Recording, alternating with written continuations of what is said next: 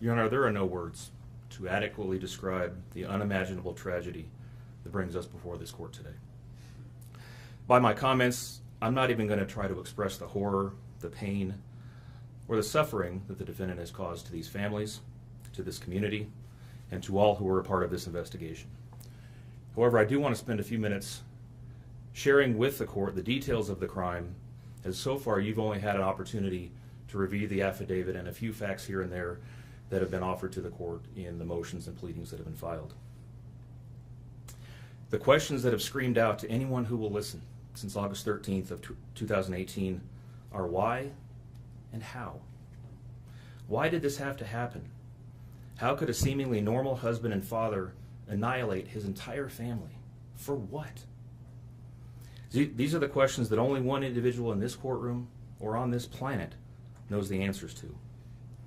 I fully expect we will not receive the answers to these questions today, nor will we at any point in the future.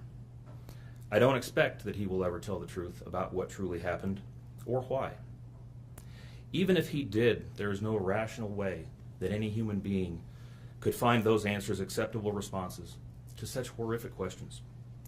The best we can do is try to piece together some kind of understanding from the evidence that is available to us. And the evidence tells us this: the defendant coldly and deliberately ended 4 lives, not in a fit of rage, not by way of accident, but in a calculated and sickening manner. Shanann was 34 years old. She had married the defendant in November of 2012. Over the weekend leading up to August 13th, she had been at a work conference in Phoenix, Arizona, and returned home in the early morning hours of August 13th. We know that she got home about 1:45 in the morning. The doorbell camera on their home shows her arriving back home from the airport. Shortly thereafter, at least according to the defendant, they had what he referred to as an emotional conversation about the state of their marriage and about what their lives would look like going forward. What was said during that emotional conversation, only he knows. What we do know is that shortly after that, the defendant strangled her to death with his own hands. We know that he slowly took her life the morning of August 13th. We know that this was not done in an uncontrolled, vengeful manner that he tried to describe to agents from CBI and the FBI. If that were the case, you would expect to see vicious, horrible bruising about her neck, shoulders, and face. You would expect to see the hyoid bone in her neck broken. You would expect to see some kind of defensive wounds on his body as she struggled and fought for her own life. None of those are present. The only injuries that were on Shanann's body were one set of finger or bruising, what appeared to be fingernail or finger mark bruising to the right side of her neck. We know that our experts will tell us that it takes 2 to 4 minutes to strangle someone to death manually with their own hands. The horror that she felt as the man that she loved wrapped his hands around her throat and choked the life out of her must have been unimaginable. Even worse, what must Bella, age 4, and Celeste, age 3, must have experienced or thought as their father, the one man on this planet who was supposed to nurture and protect them, was snuffing out their lives. They both died from smothering. Let me say that again. The man seated to my right smothered his daughters. Why? Imagine the horror in Bella's mind as her father took her last breaths away. Your Honor, understand very clearly, Bella fought back for her life. The frenulum, the connective tissue between her upper lip and her gum, had a centimeter and a half laceration. She bit her tongue multiple times before she died. She fought back for her life as her father smothered her. Celeste had no such injuries. In fact, she had no external injuries at all. But according to the medical examiner, she was smothered nonetheless. The defendant then methodically and calmly loaded their bodies into his work truck, not in a hasty or disorganized way. He was seen from the neighbor's doorbell camera backing his truck into the driveway, going back and forth into the house and back out to the truck 3 different times, 1 time for each of their bodies. He then drove them away from their family home 1 final time, intent on hiding any evidence of the crimes that he had just committed. In one final sign of callousness for his wife, his daughters, and their unborn son, and their remains, he drove them to a location that he thought no one would ever find them, to one of the oil tank batteries with which he was so familiar. He knew this was safe. He had texted a coworker the night before saying, "I'll head out to that site. I'll take care of it." He had carefully ensured that he would be alone in the middle of the plains to secrete away the remains of his family in a place that he hoped they would never be found. In one final measure of disrespect for the family he once had, he ensured that they would not be together, even in death, or so he thought. He disposed of them in different locations. He buried Shanann and Nico in a shallow grave away from the oil tanks. Bella and Celeste were thrown away in the oil tanks at this facility. Different tanks, so these little girls wouldn't be together in death. Imagine this, Your Honor. This defendant took those little girls and put them through a hatch at the top of an oil tank, 8 inches in diameter. Bella had scratches on her left buttocks from being shoved through this hole. A tuft of blonde hair was found on the edge of one of these hatches. The defendant told investigators that Bella's tank seemed emptier than CC's because of the sound that the splashes made. These were his daughters. Significantly, when his co-workers arrived at the tank battery later that morning, to a person, they all described him as acting completely normally. It was a normal workday, even while his daughters sank in the oil and water not far away from him. And then his efforts at deception truly began.